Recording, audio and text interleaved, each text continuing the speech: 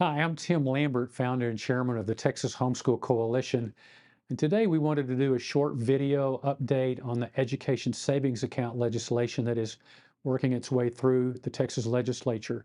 Some of you may have seen our webinar that we did a couple of weeks ago on SB 2, which was the Senate version of the education savings account that passed the Senate. Next week, as I record this, HB 3, which is the House version of the Education Savings Accounts bill, will be having a hearing in the Texas House. And so we wanted to update some information about those bills.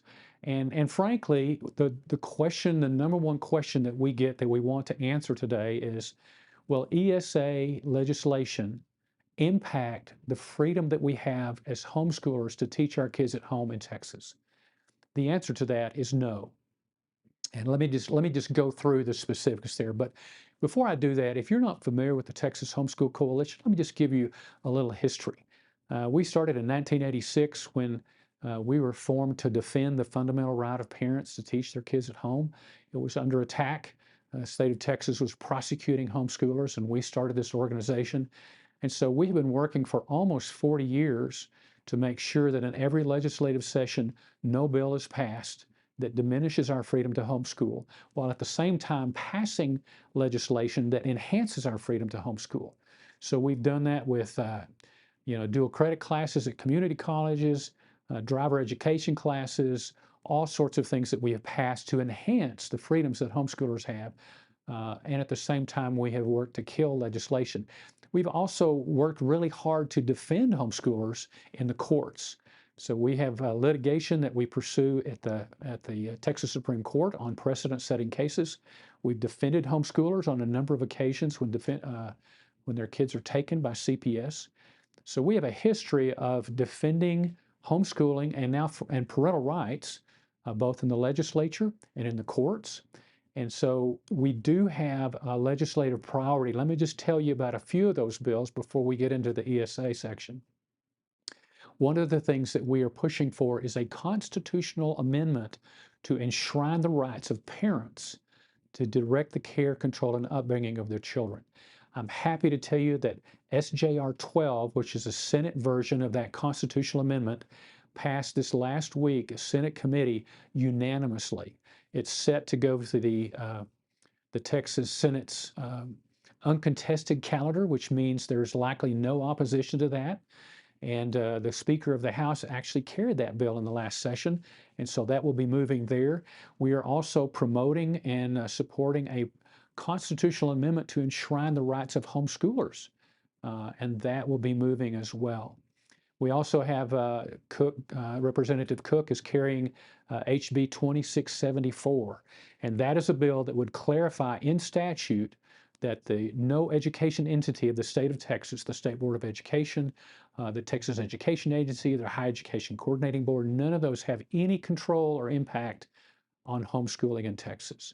We're also working through our sister organization, the Family Freedom Project, to continue to enhance the rights of parents by updating some CPS regulations. So we've been working for almost 2 decades now to defend the God-given right of parents to raise their kids by reforming CPS legislation as well as working on those cases in courts.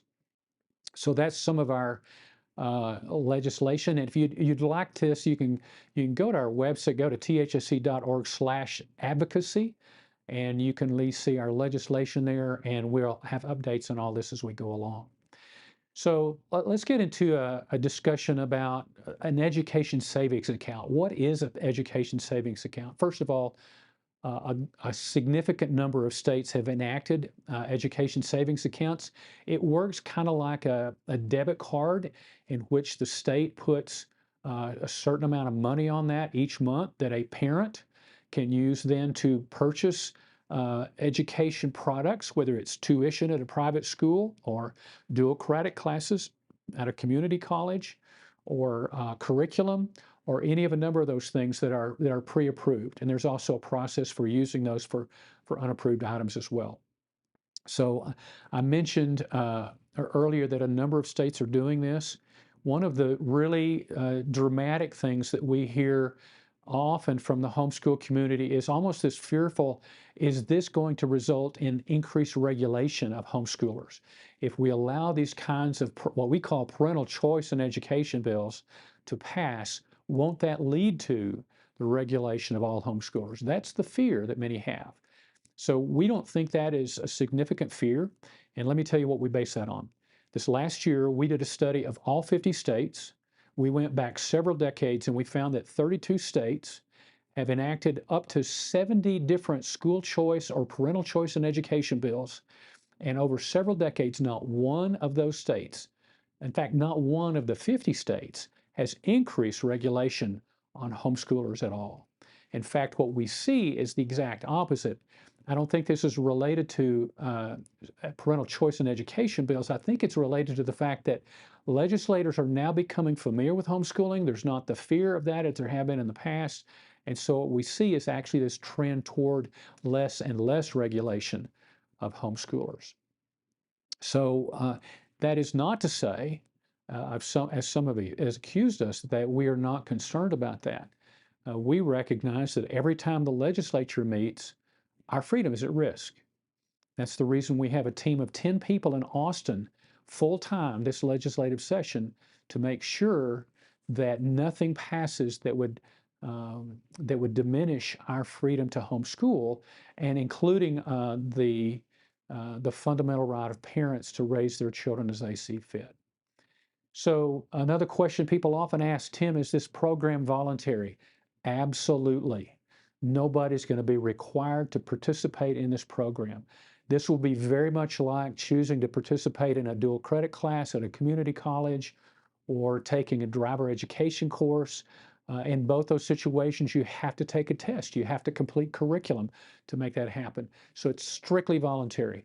If you don't want to participate, you don't have to participate. And nothing will change in the statute regarding regulation of homeschooling in Texas. There is no regulation of homeschooling in Texas. You don't have to get anybody's permission to homeschool. You go out, you buy your curriculum, and you choose to homeschool. That will not change if any of this legislation is passed. Let me talk for a little bit about the different levels of the program. This is a universal, both these bills are universal bills. What does that mean? A universal bill means that anybody can make an application to participate in this program. So they're going to be $1 billion. Up to 100,000 students can participate. The priority is going to be given in both of these to students withdrawing from a public school. If a student is withdrawing from a public school, that family is eligible for up to $10,000 per student to be used on tuition at a private school, dual credit classes, or a number of different things. Homeschoolers will be able to participate, again, to make application. The priority is going to be low income and special needs families. And these bills, both the House and the Senate bill, include $2,000 per student for a homeschool family that applies and is accepted into the program. Some people have argued, public school lobbyists have argued that the state is taking away money from the public education system. That is not true. This $1 billion is set aside. First of all, the state of Texas has a $24 billion tax surplus this year. So that $1 billion is taken out of that $24 billion surplus. The public education system this year is getting $84 billion, a record amount of money going to the public education system. And then finally, testing requirements. The Senate bill actually requires homeschool students to take a nationally normed standardized achievement test. My understanding is that testing records will not be tied to an individual student, but only to that group of homeschooling students. As I say, that some people don't like that, and again, the deal is if you don't want to do that, then don't participate.